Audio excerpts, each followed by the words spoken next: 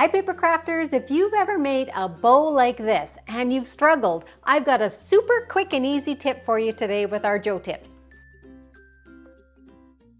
Now if you've ever tried to make one of these bow embellishments before, you know that you need about 4 hands. So I want to show you a really quick trick.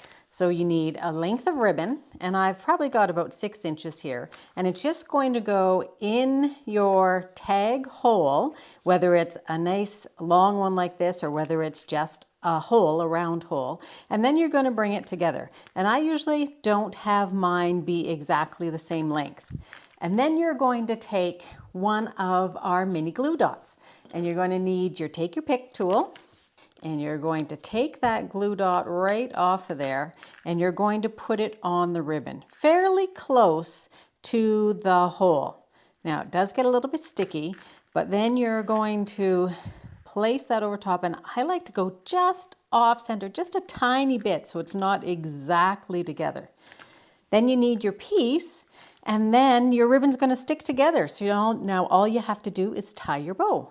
So I go down fairly close with my twine, and you can use just about any twine here. You can knot it if you wish, and I do find that makes it easier as well. So I'm going to knot it before I tie my bow.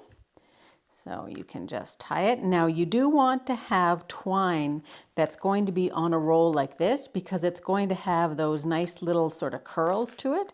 And you can make this as big as you want your bow to be.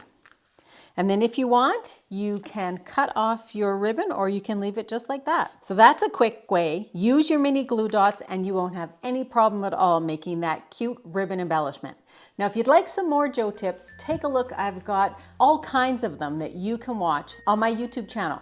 So subscribe now and have a great paper crafting day.